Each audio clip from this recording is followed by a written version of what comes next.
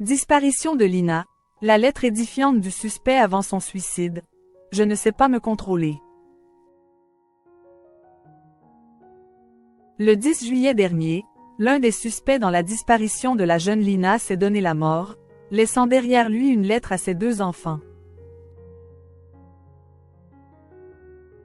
Un courrier dans lequel il se confie notamment sur son état psychologique. Le 23 septembre 2023, la jeune Lina a disparu dans des circonstances encore troubles, alors qu'elle était en route pour rejoindre son petit copain, Tao.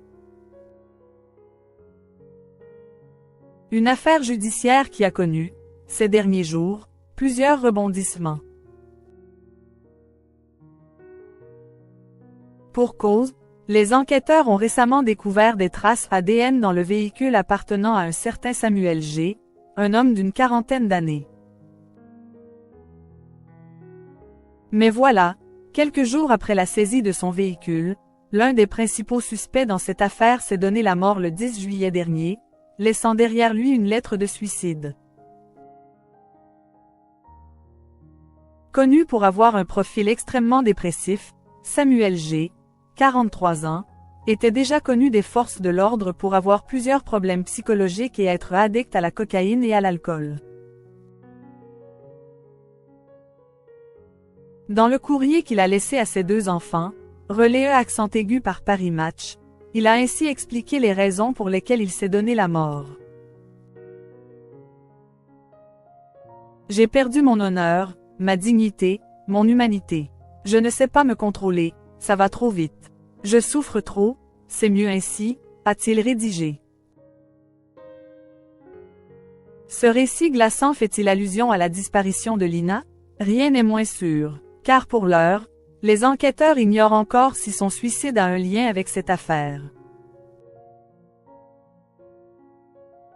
Disparition de Lina. Ces confidences troublantes faites par Samuel G. à un expert.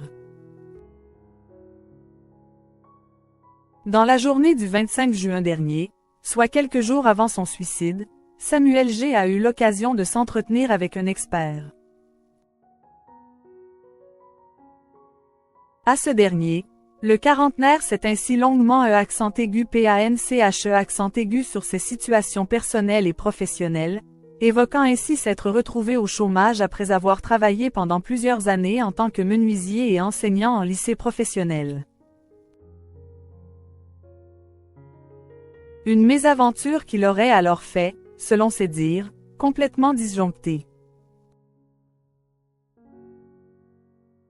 Je dégringole de plus en plus bas chaque fois, avait-il également soutenu, expliquant ensuite qu'il avait déjà fait 3 séjours dans des établissements psychiatriques.